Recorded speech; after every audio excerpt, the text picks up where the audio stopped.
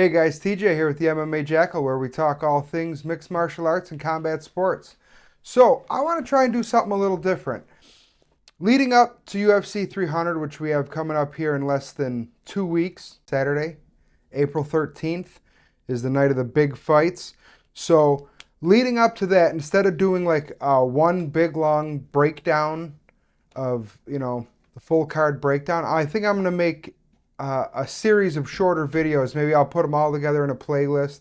I'll just give a little background on each fight, my thoughts of the upcoming matchup, and you guys can watch them as you choose. If there's a particular fight you're interested in or you don't know much about the fighters in that matchup, you can click on it and, spend 5 minutes and get my thoughts on it. So, with that being said, let's get right into it. I want to make this first one about Charles Oliveira going up against Arman Tsarukyan. There's so many good fights on this card, but this is without a doubt one of my favorites. So, you have Charles Oliveira, who's like this, at this point, like this grizzled veteran, and he's going up against this young, up-and-coming Russian killer. Not unlike the matchup we just had against Benoit Saint-Denis going up against Dustin Poirier. Obviously, Benoit Saint-Denis isn't Russian, but he's a young killer going up against, an established guy in the division, kind of like the old guard, if you will. And in my opinion, the same thing is, I believe too much credit is being given to the young guy in this matchup. I just looked right before sitting down to make this video, and Arman was a plus 205 favorite. So, personally, I have it as a pick'em. We'll get into the technical aspect of it in a little bit here, but I don't think that Tsarukyan should be, a plus 205 favorite.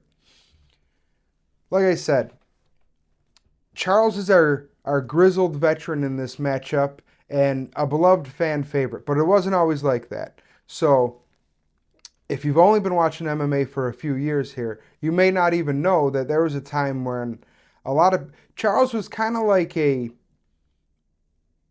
just like another guy. He was just another guy in the UFC, and he kind of had a reputation for being a quitter. One fight in particular against Max Holloway, Max hit him with some kind of glancing blow. I can't remember the series, extremely specific in my head.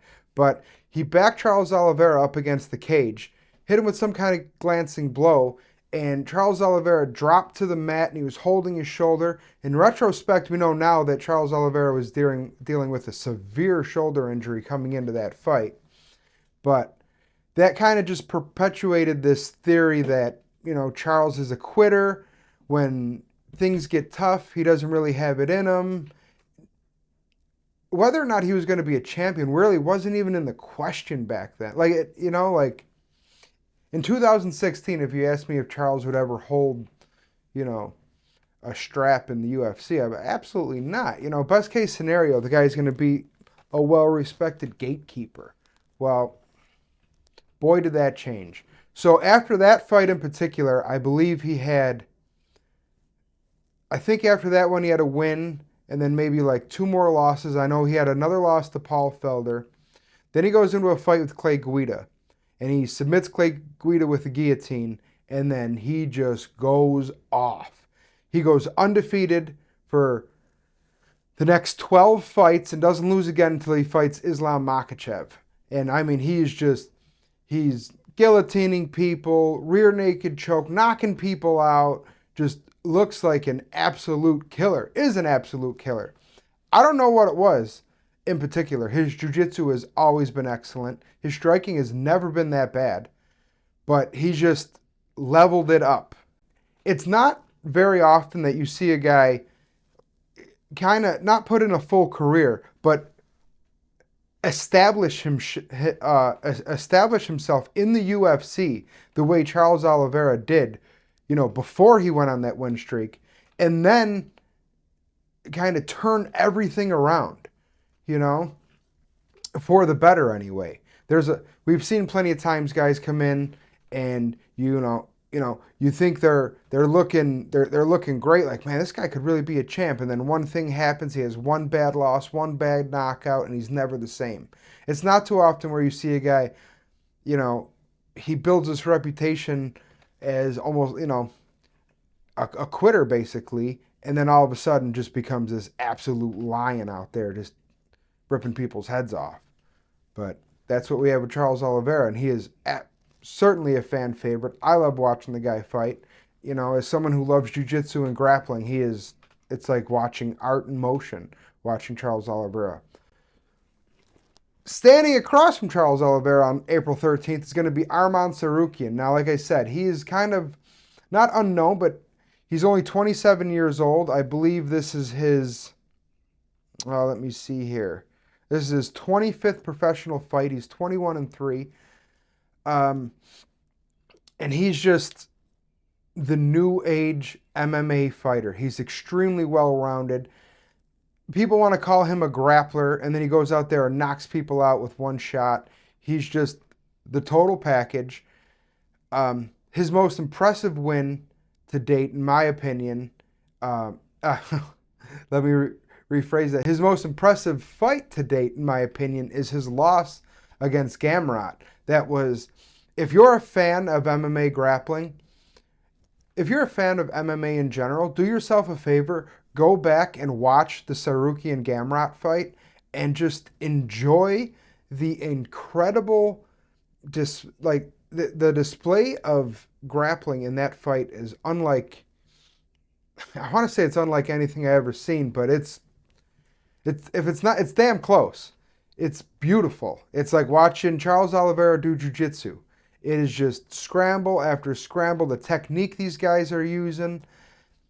Personally, I think Gamrot got the better of just the wrestling aspect of it, but Tsarukyan is the better MMA grappler, if that makes sense. Now, I don't want to go into a whole thing and break that all down in exactly what that means, but it is just a great matchup to watch.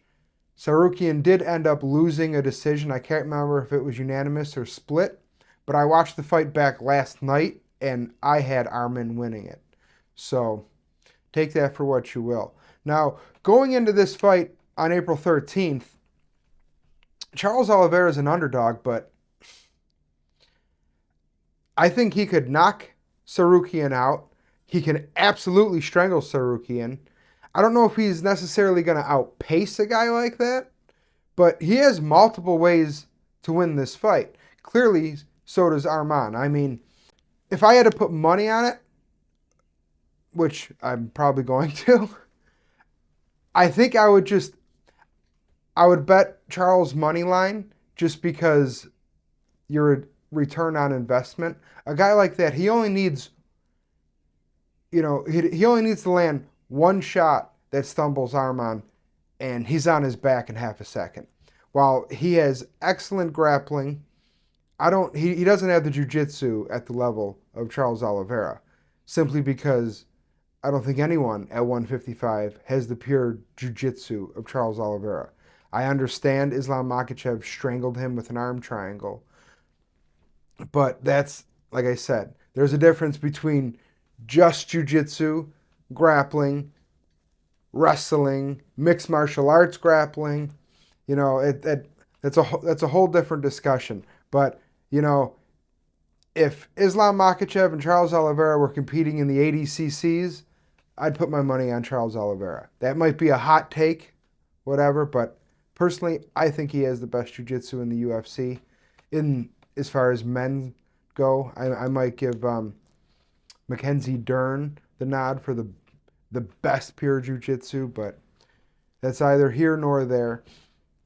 Getting back to the fight, like I said, keys to the fight for Charles Oliveira: keep Arman at a distance, keep him at the end of your strikes, add your kicks in there. Obviously, you got to defend the takedown, sprawl and brawl basically, without the brawling part. You don't want to get into a shootout with a powerhouse like Arman Tsarukyan. Keep him at the end of your strikes, look to counter, and then, you're not going to double leg Arman Tsarukyan, but look to slip in, if Arman wants to throw a big power hand, overhand right, look to slip in underneath it, maybe work to take his back, get a body lock, work up,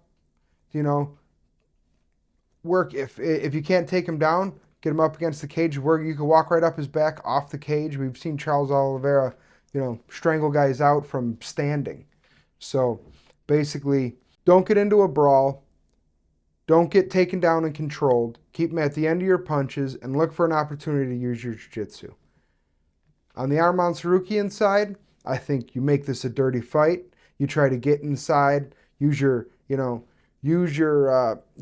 pace to implement your dirty boxing, stuff like that. Get Charles up against the cage and make it a dogfight. If you can lure Charles Oliveira just to start swinging with reckless abandon, which isn't really a thing he does very often, or just hit him with some power shots. Now, Charles Oliveira has power to knock people out, but he does have a much skinnier, thinner frame.